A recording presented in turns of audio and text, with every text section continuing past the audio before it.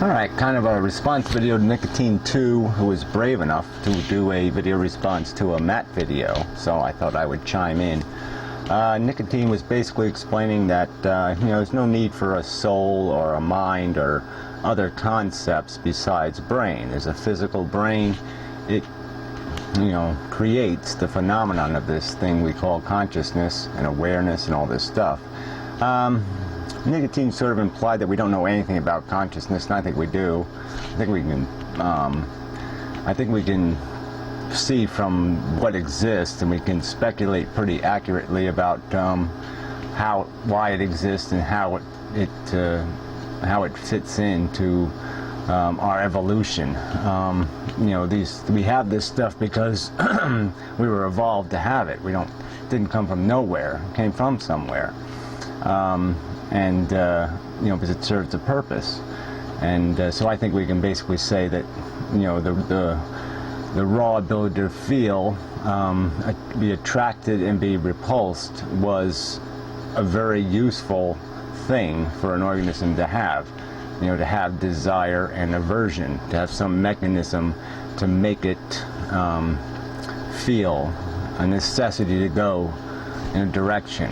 So the ability to have a feeling to motivate an action rather than to have some sort of direct response, to have some sort of analog system rather than a purely digital yes-no system, would, I think, make sense. And I think it basically is the foundation for building an intelligence later, was having an ability to feel and having an intelligence that merely had to react to maximize those feelings, to make it feel better.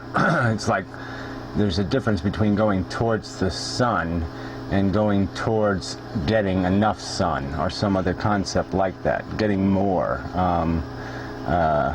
It's maximizing it, and that's sort of what this consciousness stuff allows an organism to do. It can feel a need to do something, and it can have more than one feeling at a time, and in that way it can have an intelligence decide, based on the circumstances, what feeling it will, how it will prioritize those impulses.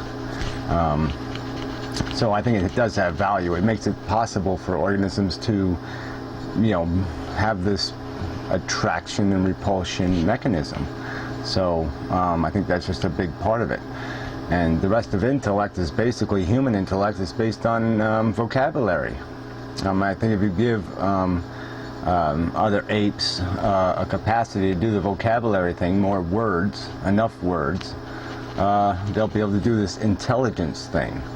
That's really the ball game. And some switch got flipped, whatever, 200,000 years ago, in our brains, that where our brain prioritizes things a little differently. Maybe we don't smell as well or as accurately as other organisms, or maybe we're not as visually articulate, because our brain devoted resources to this vocabulary thing, this symbolic language, to these word associations. And that's basically what our whole intelligence is built on. Take away 10,000 years of developing the learning tools, education, and we're not very bright as as we hatch. We're not too smart. So without what's been gained through preservation, through culture, we're pretty stupid. So, but anyway, don't want to argue that to pieces. But I just mean, I don't think it's all unanswered. That's all I'm saying. The other thing I wanted to point to, and that sort of bothered me, was you kind of said metaphors don't have any meaning, and I think they do. I think they're good ways of describing concepts you can't just pull out of your brain and put them in front of somebody, or don't have a real, the substance of their physical reality isn't something you can just look at. It's something you have to piece together through concepts. So metaphors work. But on the subject of reincarnation, I mean, I essentially agree that you can't have any literal reincarnation, but I sort of disagree that there's meaningful practical reincarnation, the kind that's in substance reincarnation. It just kind of depends on how you define what you want reincarnated about yourself. Is it the way you eat? I mean, is it the way you masturbate? Is it the way you put your socks on? I mean, what is the definition of you in substance? I'm going to take away all the insignificant details. What are you? And that the idea that there might be another human being within the 7 billion that would be almost identical in substance to you is not far-fetched. Or that in the future there might be such an individual that would have most of your sensibilities, most of your personality, substantive personality aberrations, nuance. Why not? And so in that sense we are reincarnated. We do live again because there are people that will have very similar sensibilities, very similar trains of thought. So what, it's not identical? Well, big deal. How identical does it have to be? I mean, how much of me can you take away before you take away me? I mean, I could wear a red shirt and be okay, I'm still me. You could probably change my hair color, I'll still be me. Change my eye color, I'm still me. There's a lot of things you can change a little bit, and it's not going to, in substance, destroy what I am. So I don't think it's, I don't think you can throw away the word reincarnation just because we can't do it literally. Because in practice, there is such a thing. Consciousness moves through generations and experiences a lot of the same shit.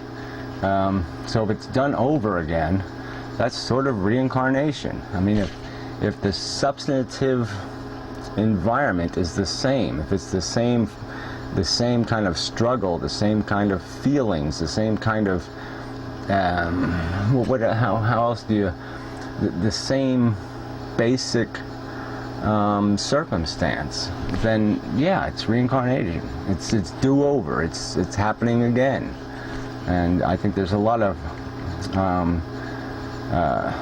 long-term deja vu going on.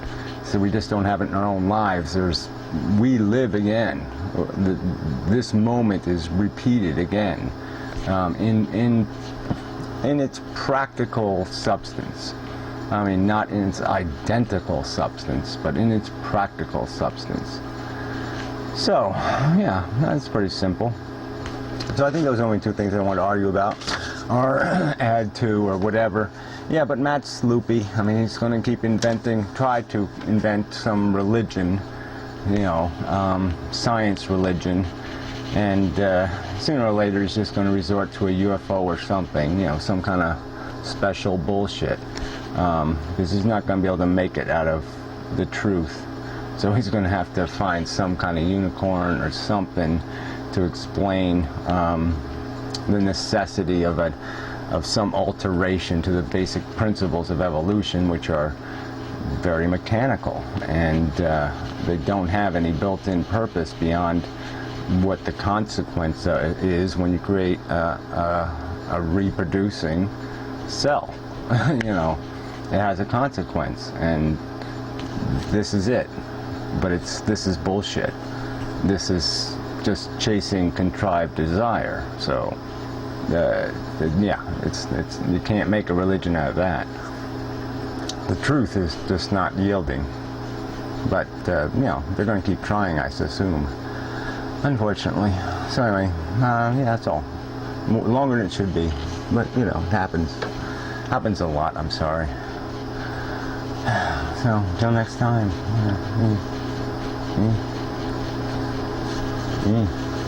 Yeah, no one else is here. Yeah, that's the way it works. It's just me.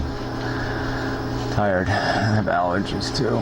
Neuralgia and allergies. So life is tough lately.